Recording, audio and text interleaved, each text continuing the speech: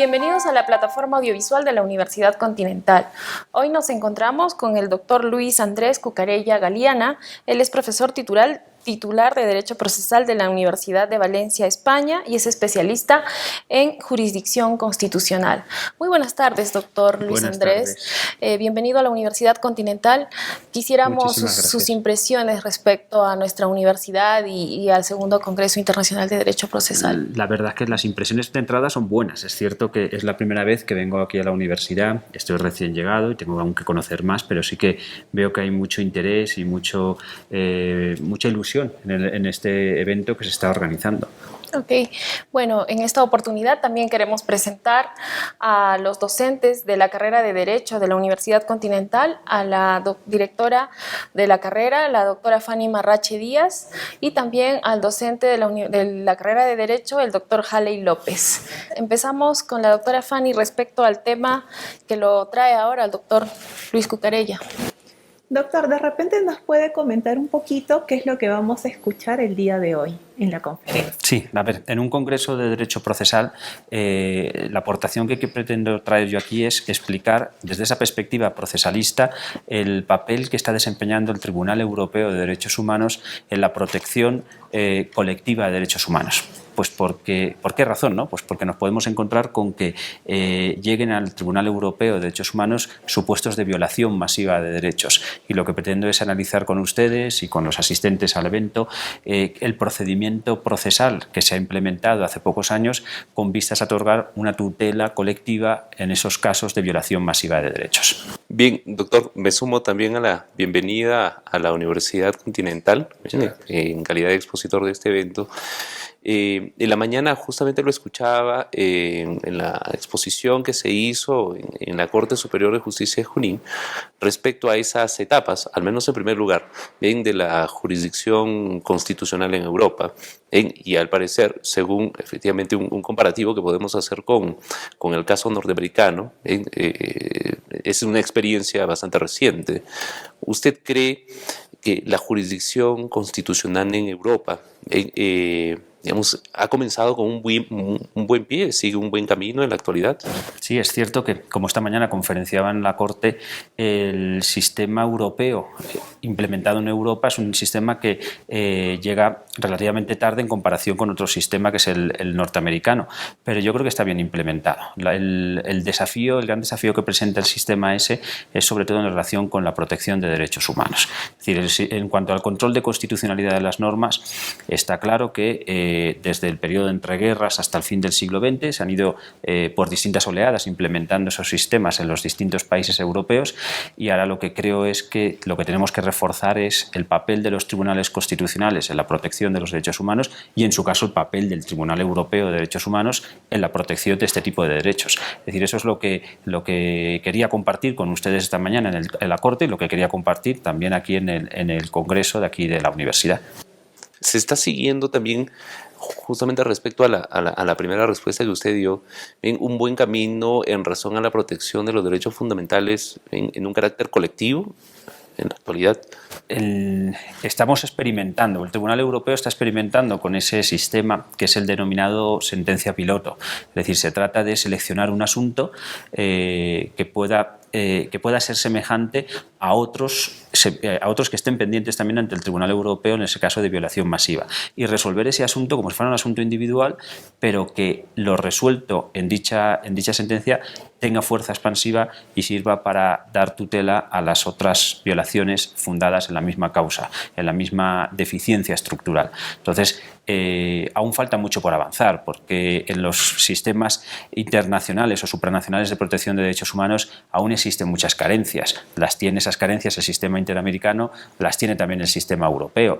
Principalmente está la carencia de la falta de cumplimiento en ocasiones por parte de los estados condenados, y eso es una realidad que está ahí. Los estados de América incumplen, los estados de Europa también incumplen, y lo que habría que es avanzar en ese ámbito, es decir, de que los estados se implicaran más en el sistema de protección de derechos humanos y, sobre todo, en este supuesto en el que, como digo, hay violaciones masivas de derechos, y hay una sobrecarga de trabajo también en el Tribunal Europeo, porque una de las diferencias esenciales entre el sistema europeo y el interamericano es que en el europeo nosotros tenemos acceso directo al Tribunal Europeo. No hay una comisión, como en el caso de la Corte Interamericana, la Comisión Interamericana, que filtre los asuntos y eleve a aquellos que presenten interés a la Corte Interamericana. En el ámbito interamericano ustedes tienen una comisión que filtra las demandas o los asuntos que llegan a la Corte, mientras que en el sistema europeo no. La persona cuyos derechos han sido violados, si cumple con los requisitos de acceso, tiene acceso directo al Tribunal Europeo de Derechos Humanos. ¿Esto qué implica? Pues como señalaba, una sobrecarga de trabajo del Tribunal Europeo. Y si a eso le sumamos que puede que esa sobrecarga venga determinada por una violación masiva de derechos, entonces es necesario dar una respuesta a esa realidad. De hecho, y para que les sirva de ejemplo, la primera sentencia piloto que dicta el Tribunal Europeo de Derechos Humanos fue en un asunto contra Polonia, en donde había potencialmente afectadas 80.000 personas. No quiero decir que esas 80.000 personas, todas ellas, hubieran presentado demanda ante el tribunal, pero potencialmente podrían haberla presentado. Entonces, fíjense lo que serían 80.000 demandas fundadas en un mismo defecto, en una misma violación. Entonces, con una única sentencia, el Tribunal Europeo resolvió ese asunto individual y ese asunto sirvió para dar respuesta a los otros problemas que se habían planteado fundados en la misma violación. Bien. Ese es el alcance de la sentencia piloto, que hay, como digo, mucho que avanzar aún, pero que está permitiendo que el tribunal esté dando pasos hacia adelante, sobre todo lo que son fijación de medidas generales de protección de los derechos. Y justamente tratando de acogerme a algo que usted en comparativo acaba de hacer, ¿usted cree que de pronto la implementación de una suerte de filtro antes de que llegue justamente la Corte Interamericana para el caso del Tribunal Europeo de Derechos Humanos sea una medida adecuada a efectos de, digamos, de no generarle esa sobrecarga de la cual quizás ya está viviendo, ¿no? Nosotros teníamos en su día ese filtro. Teníamos en el sistema europeo teníamos una comisión que seleccionaba de la misma manera que la Comisión Interamericana y se decidió suprimir. ¿Qué ventajas y qué desventajas tiene este sistema? Es decir, si hacemos un comparativo entre el sistema americano y el europeo, pues es evidente que si existe ese filtro donde la Comisión selecciona unos asuntos y esos asuntos con cuentagotas, entre comillas, llegan a la Corte Interamericana, eso tiene una virtud y es que nos encontramos con asuntos que tienen un gran impacto. Son asuntos que provocan una fuerza expansiva importante en todo el ámbito regional americano. En contrapartida, ¿qué tiene de defecto o qué implica desde mi punto de vista como una carencia? Que son muchas violaciones de derechos humanos que se quedan fuera, que no son seleccionadas para ser elevadas a la Corte Interamericana, mientras que por el contrario, en el caso europeo, hay un mayor número de asuntos de violaciones de derechos humanos que están llegando al tribunal. Entonces, yo creo que eso es bueno, es decir, que cuantas más violaciones de derechos humanos accedan a los tribunales para proteger los derechos humanos, siempre será mejor, que no dejemos en el camino otro tipo de violaciones. En contrapartida, ¿qué desventaja tiene ese sistema, el que les estaba señalando? Sobrecarga de trabajo del Tribunal Europeo de Derechos Humanos, dilaciones a la hora de la resolución de los asuntos. Claro, les tengo que dar también un dato adicional para que entiendan también el funcionamiento del sistema europeo en confrontación con el sistema americano. La Corte Interamericana tiene 7 magistrados. El Tribunal Europeo de Derechos Humanos tiene 47. Es decir, son muchos más magistrados que son capaces de absorber un mayor número de asuntos. Además, el Tribunal Europeo no sesiona en pleno. Es decir, esos 47 no actúan en pleno de manera jurisdiccional, sino que se dividen en salas, en secciones, en comités de 3 magistrados, etcétera, que los hace más operativos a la hora de resolver los asuntos. Mientras que la Corte Interamericana, que son 7, necesariamente y siempre sesionan los 7, y es un número, evidentemente, como decía, más reducido, incapaz de absorber un mayor número de asuntos. Pero, ¿cuáles consideras que son las limitaciones que tiene este sistema? Me parece sumamente interesante lo que señala, es la sentencia que va a beneficiar a un grupo mayor de personas. Pero, ¿qué limitaciones has podido identificar? En la sentencia, en ese tipo de sentencia piloto, en la limitación, y además yo siempre que vengo aquí a América lo cuento todo con honestidad, en el sentido de que no vengo a decir que el sistema europeo es el mejor ni que el americano es el peor, sino que el sistema europeo tiene cosas buenas, también tiene cosas malas, mientras que el americano tiene cosas buenas y cosas malas. La Corte Interamericana ha sido muy valiente y muy audaz a la hora de incluir en sus sentencias medidas generales que tienen que adoptarse por parte de los estados condenados. Medidas que llegan incluso a condenar a un Estado a modificar su texto constitucional. El caso Olmedo Bustos contra Chile, por ejemplo, el de la última tentación de Cristo es un ejemplo, o en el caso Radilla Pacheco contra México también se ve esa realidad. Sin embargo, el Tribunal Europeo de Derechos Humanos se muestra más timorato en ese ámbito. Resuelve sobre la tutela individual que se le está solicitando, pero no se atreve a ir más allá a la hora de imponer medidas generales que tenga que cumplir el Estado que ha sido condenado. Por eso, por ejemplo, cuando se ha encontrado con una violación cometida en una norma constitucional, no se ha atrevido a condenar a ese Estado a modificar su texto constitucional, cosa que la Corte sí que está haciendo. Entonces, el ámbito de la sentencia piloto a mí me está permitiendo, conforme lo voy estudiando, voy analizando todas las sentencias que se han dictado en ese ámbito, me está permitiendo ver que en ese caso el Tribunal Europeo está abriendo una brecha, es decir, está dando un paso más adelante a la hora de fijar medidas generales. Ya no solo estamos hablando de que se tutele a esa persona individual cuyo derecho ha sido violado, sino que se imponga al Estado la obligación de introducir una norma en su ordenamiento jurídico. Y eso ya es ir más allá. Y es evitar, por tanto, que las violaciones se puedan producir. En el ejemplo que les ponía del primer caso de la sentencia piloto, la primera sentencia piloto que se dictó, que fue una sentencia dictada contra Polonia, brevemente les pongo en antecedentes.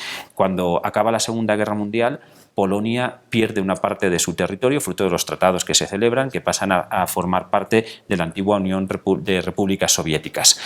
Polonia asume el compromiso de indemnizar a las personas, a los polacos, que perdían las propiedades en esos territorios, puesto que ese territorio dejaba de ser Polonia y pasaba a ser de la Unión de Repúblicas Soviéticas.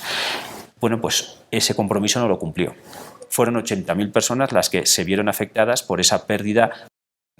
Y una de ellas es la que presenta demanda ante el Tribunal Europeo. El Tribunal detecta que puede haber otras demandas fundadas en la misma situación y que potencialmente podría haber 80.000 personas afectadas, y tutela el interés individual de ese sujeto y además le indica a Polonia que en el plazo de un año tiene que introducir una ley que permita reclamar a esas personas afectadas, que les permita reclamar la correspondiente compensación por esa pérdida patrimonial. Polonia, en el plazo de un año, aprobó esa ley y las personas pueden reclamar su indemnización. Doctor, un tema que está generando mucha incertidumbre es el hecho de que por la ola de migración que está recibiendo Europa, cómo el Tribunal Constitucional está fijando la protección para este grupo de personas, ¿no? Los tribunales constitucionales, el Tribunal Europeo de Derechos Humanos, lo digo porque el problema migratorio, el problema de los refugiados en Europa es un problema grave, evidentemente, en el sentido de que hay personas que por motivos políticos o religiosos están huyendo de sus países. Claro. Y en ese caso existen los tratados internacionales que todos los estados que lo han firmado están obligados a cumplirlos, y entre ellos pues los estados que forman parte de la Unión Europea. Es cierto que hay países de la Unión Europea que se están apartando de esa política general que se ha adoptado de acogimiento a las personas que son refugiadas. Países del este de Europa, sobre todo. Curiosamente, Alemania está acogiendo a un gran número de refugiados, ¿no? Mientras que otros países del este de Europa están siendo más reticentes a hacerlo.